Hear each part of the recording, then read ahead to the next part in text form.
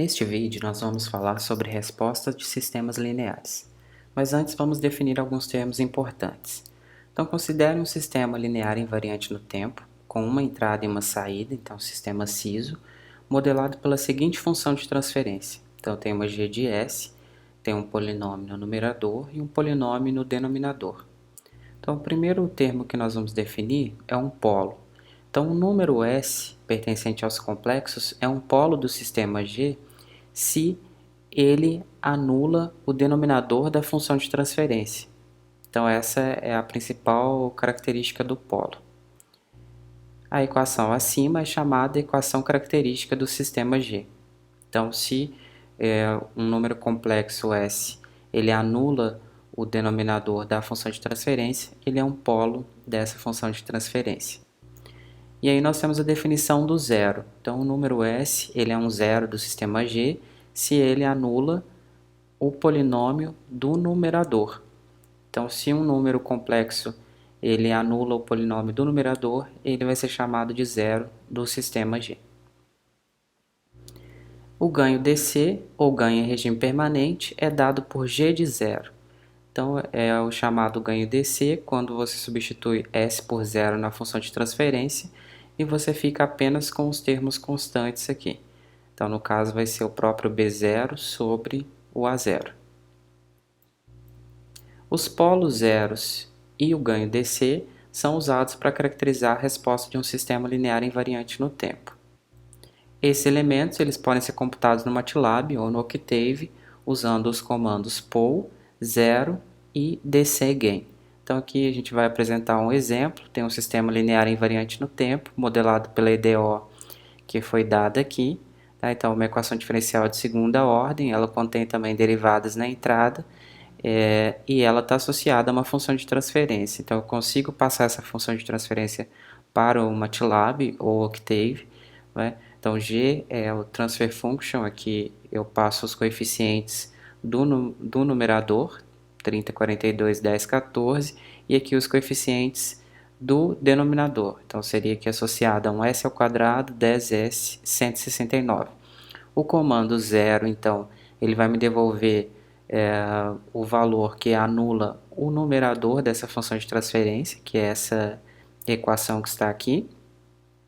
E se eu usar o comando pol, ele vai me entregar os polos dessa função de transferência, ou seja, as raízes do polinômio do denominador da função de transferência. Então, as raízes desse polinômio aqui são menos 5 mais ou menos 12j e 12i. Ainda eu posso usar o comando dcgain de g para encontrar esse valor de g de zero. Ou seja, ele está substituindo o S por zero na função de transferência e encontrando esse valor aqui, 6. Sistemas que não possuem polos e zeros em comum são chamados de sistemas mínimos. Tá? Para sistemas mínimos, S é um zero da função de transferência se e somente se G de S igual a zero. Então, ele anula o numerador, né? Então vai ser zero sobre alguma coisa é o próprio zero. Da mesma forma, S vai ser um polo da função de transferência se e somente se G de S em módulo for igual a infinito, ou seja, ele anula o denominador, então você vai ter alguma coisa sobre zero, né, e isso tende a infinito. Então a gente está falando aqui para sistemas mínimos, que são sistemas que não possuem polos e zeros em comum.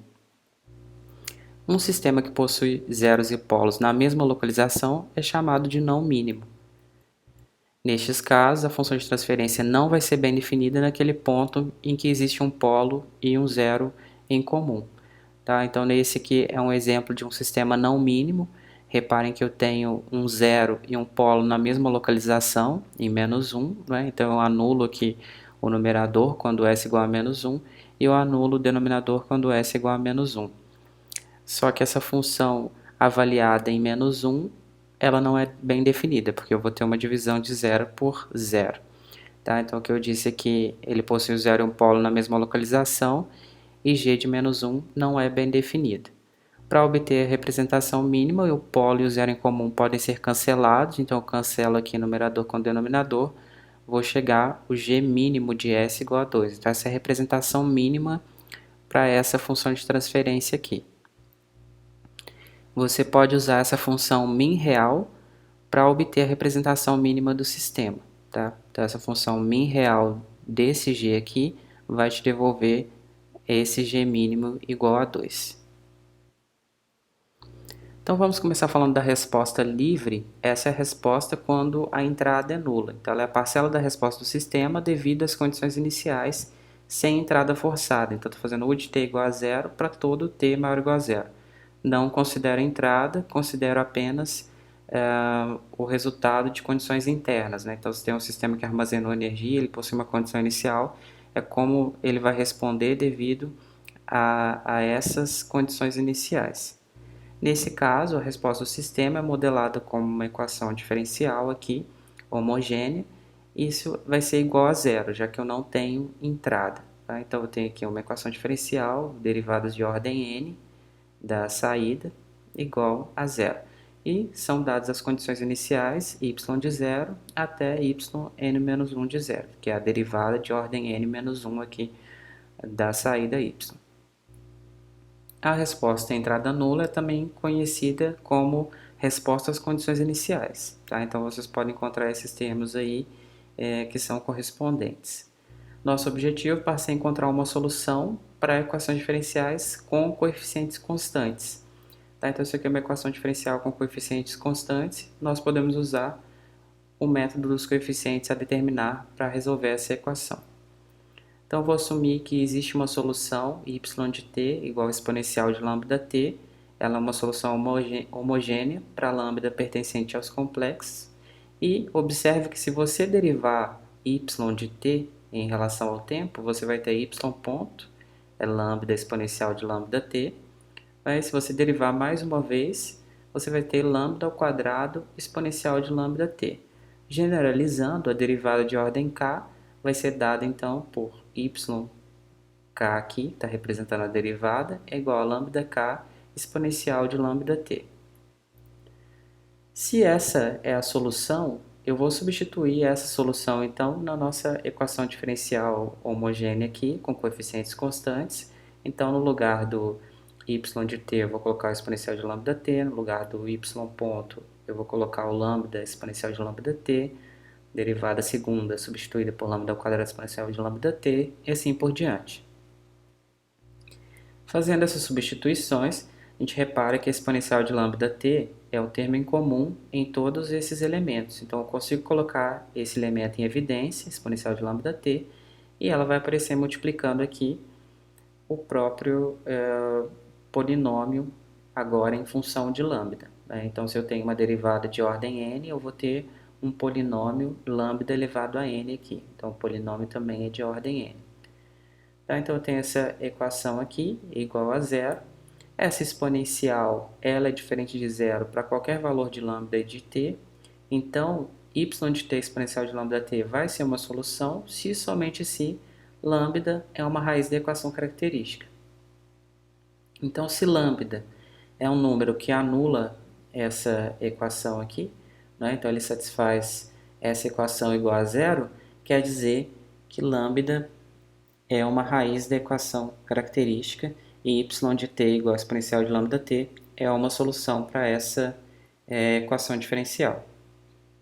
A equação característica é um polinômio de ordem n e possui n raízes, portanto, né? No caso de raízes distintas, a solução geral da equação diferencial vai ser descrita por esse somatório aqui. Então, y de t é um c1 exponencial de lambda_1t mais c2 exponencial de lambda_2t até um cn exponencial de lambda_nt. Então, se você tem n raízes distintas, a sua solução vai ser escrita como um somatório aqui de n elementos. Né? Você vai ter n constantes, de c1 até cn. Lambda são as raízes da equação característica, né? Lambda1 até lambda_n, e as constantes são determinadas por meio das condições iniciais. Nós vamos ver por meio de um exemplo. Então, tem esse sistema modelado pela EDO de segunda ordem. Então, tem aqui um sistema com condições iniciais também dadas. Então, se eu tenho um sistema de segunda ordem, eu preciso de duas condições iniciais, o y de zero e o y de ponto de zero. E eu quero encontrar a resposta à entrada nula, ou seja, eu vou fazer u de t igual a zero aqui, e eu quero encontrar a resposta entrada nula, a resposta somente devido às condições iniciais. O primeiro passo para fazer isso é encontrar as raízes da equação característica. Então aqui está a equação característica, 2λ ao quadrado menos 2λ menos 12 igual a zero. Você resolve essa equação, vai encontrar as raízes λ1 igual a menos 2 e λ2 igual a 3.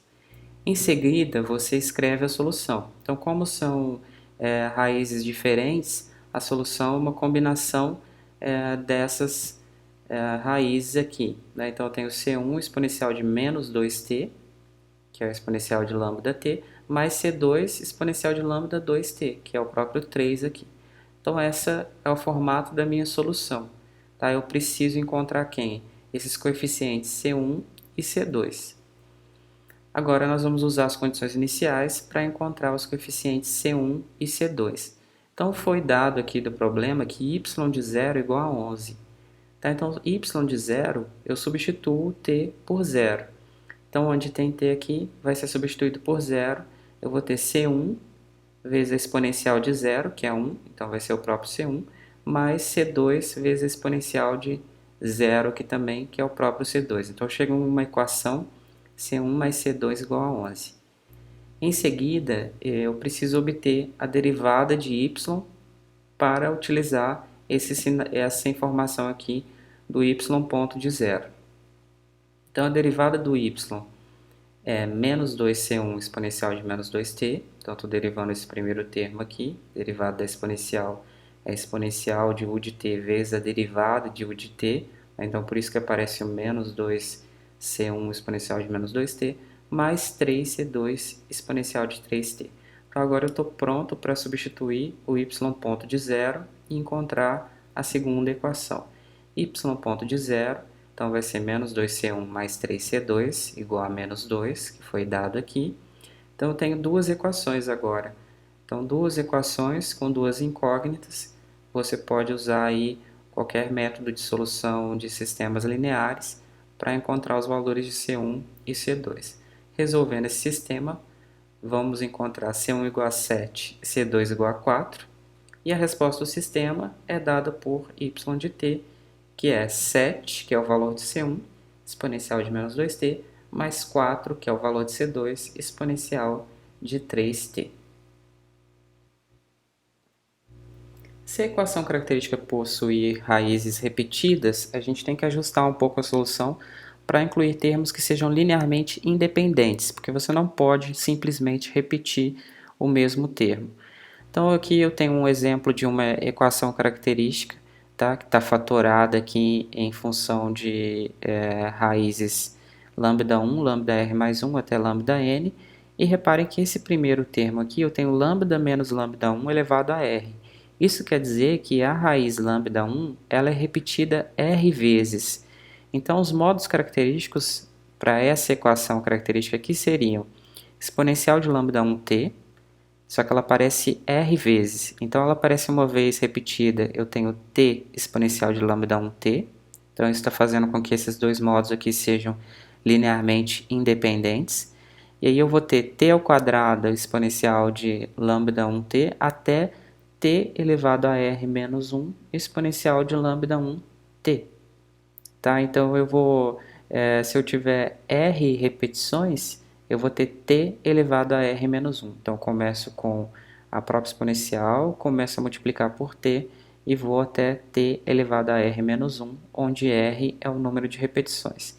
Aí aqui eu passo a usar o mesmo método que a gente usou antes, né? Então, se a raiz é diferente, é simplesmente exponencial de λr mais 1t. Aqui outra raiz distinta, exponencial de λnt. Então, a solução nesse caso seria y de t igual a um C1 mais C2t mais CRT até elevado a r menos 1, exponencial de λ1t. Então, todos esses aqui estão associados à raiz de λ1, mais esse t aqui até o t elevado a r menos 1 é o que está fazendo com que esses elementos aqui sejam linearmente independentes. Mais os outros termos aqui das raízes que são distintas. Os coeficientes são obtidos da mesma forma apresentada anteriormente, fazendo uso das condições iniciais. Isso nós vamos ver agora por meio de um exemplo. Então, eu tenho uma equação diferencial de segunda ordem, linear, tá? Foram dadas as condições iniciais y de 0 igual a 1 e a derivada no ponto 0 igual a 2. Eu quero encontrar a resposta à entrada nula, ou seja, eu vou fazer o U de t igual a 0. Então, eu tenho apenas uma equação diferencial homogênea aqui de segunda ordem. Primeiro passo, encontrar as raízes da equação característica, lambda quadrado mais 4 lambda mais 4.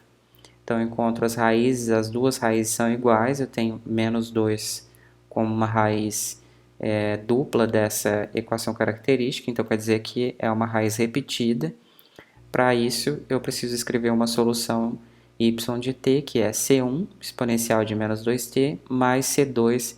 Então, agora vai aparecer esse t aqui, exponencial de menos 2t, novamente repetindo para quê? Para que esses dois modos aqui sejam linearmente independentes. Tá? Então, C1 exponencial de menos 2t mais C2t exponencial de menos 2t. O próximo passo é idêntico, eu vou usar as condições iniciais para encontrar os coeficientes. Foi dado que y de 0 igual a 1. Quando eu substituo o zero aqui nessa equação, eu vou ter C1 mais 0, já que tem o t aqui, então t vale 0, vai anular esse segundo termo, eu tenho C1 igual a 1.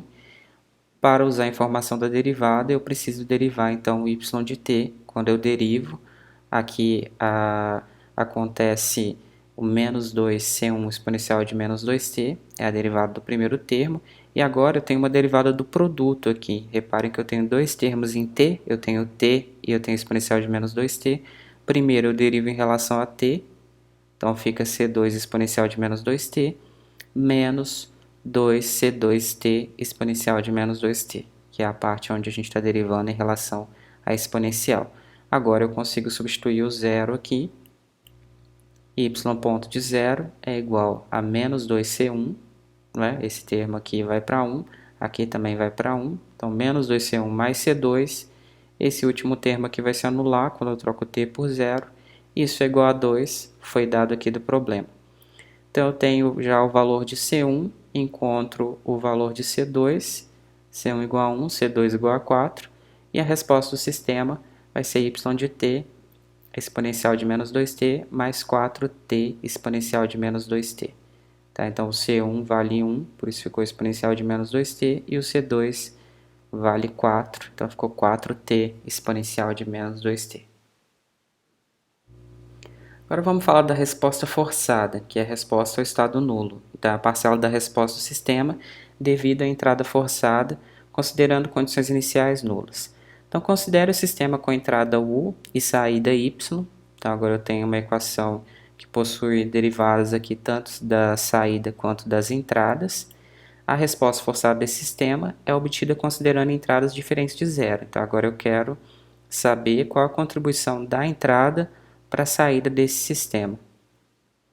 Se m for maior que zero, quer dizer, se existe derivadas de ordem m, então a entrada tem que ser m vezes diferenciável para que a IDO seja bem definida. Então, se eu tenho derivada da entrada, eu tenho que me preocupar com isso aqui. Então, o sinal deve ser m vezes diferenciável para que a CDO possua uma solução bem definida. O método dos coeficientes a determinar pode ser aplicado diretamente à equação diferencial não homogênea, e para isso a gente vai separar duas parcelas então da solução. Então, y de t é o y homogêneo de t mais o y forçado de t. Então, o yh de t, que é o y homogêneo, e o yf é a parte da solução que é devida à entrada. Lembrando que quando eu substituo a solução homogênea na equação diferencial, isso é igual a zero, não é? Então, se essa parte aqui é igual a zero e eu estou substituindo y dentro da minha equação diferencial, eu vou ter apenas a parte forçada aqui igual ao lado direito da equação. Tá? Então, essa é a equação original, simplesmente substituindo y por yh mais yf. Como essa parcela aqui de yh igual a zero, né, da solução homogênea, eu fico apenas com a parcela da solução forçada igual às entradas aqui, né, que estão operando aqui nessa equação. A solução da resposta forçada vai ser obtida diretamente dessa equação anterior.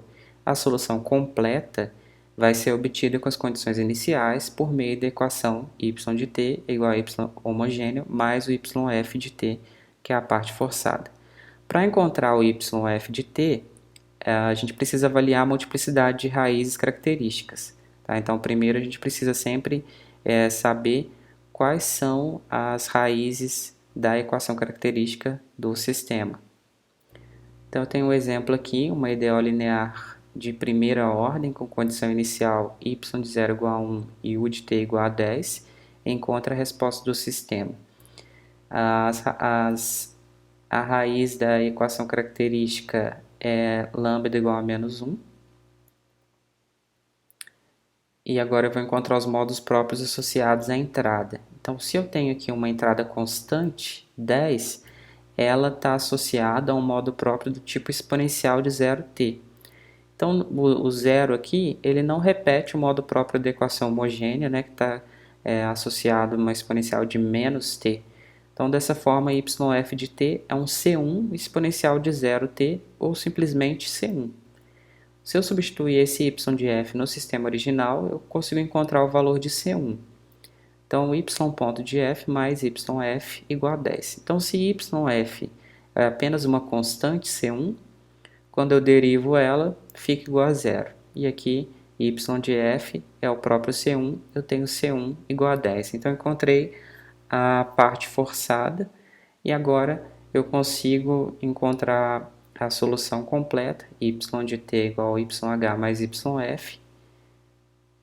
Então, y de t é a parte da solução da homogênea, então estou chamando agora de C2 exponencial de menos t, que é a parte do modo próprio associado à solução homogênea, mais o yf, que é igual a 10. Eu vou usar a condição inicial que foi dada, y de 0 igual a 1, para encontrar esse valor de C2 igual a menos 9.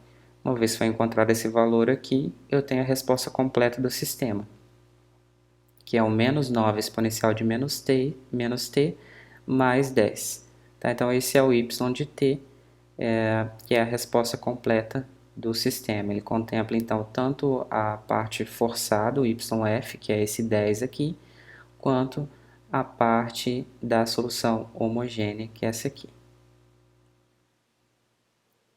Agora, mudou um pouquinho aqui, então, o sistema de primeira ordem, só que y de 0 igual a 1 e u de t é 10 exponencial de menos t. Então, tem aqui na entrada esse termo aqui, 10 exponencial de menos t. Quero encontrar a resposta desse sistema. Encontro as raízes da equação característica, nesse caso aqui, lambda é igual a menos 1. Encontro os modos próprios associados à entrada. A entrada está associada a um modo próprio do tipo exponencial de menos t, já que ela está multiplicando aqui essa exponencial de menos t, e ela repete o modo da equação homogênea. Então, agora esse é o ponto que a gente precisa ficar atento. Então, a entrada repetiu o modo que aparece na equação característica. Dessa forma, a solução forçada não vai ser simplesmente C1 exponencial de menos t, vai ser C1 vezes t exponencial de menos t, porque o menos 1 já é raiz da equação característica desse sistema. Então, eu substituo yf no sistema original e encontro o valor de C1. Então, esse aqui foi dado o yf. Quando eu faço a derivada do yf, vou encontrar dois termos, né? Já que é a derivada do produto, C1 exponencial de menos t, menos C1t exponencial de menos t, mais o próprio yf de t. Isso aqui tem que ser igual a 10 exponencial de menos t. Então, esses dois últimos termos aqui se cancelam, e aí eu vou ter C1 igual a 10. Depois, eu escrevo a solução completa do sistema e uso a condição inicial para determinar o valor da constante C2. Então, a solução completa é a parte homogênea mais a forçada, e a parte homogênea é o C2 exponencial de menos t mais 10t exponencial de menos t. Então, você usa a condição inicial, y de 0, e encontra o valor de C2, já que quando você usa y de zero, esse segundo termo aqui desaparece, eu vou ter apenas o C2 aqui, e isso tem que ser igual à condição inicial dada, que é 1. Dessa forma, a solução completa, a resposta do sistema, é y de t exponencial de menos t mais 10t exponencial de menos t.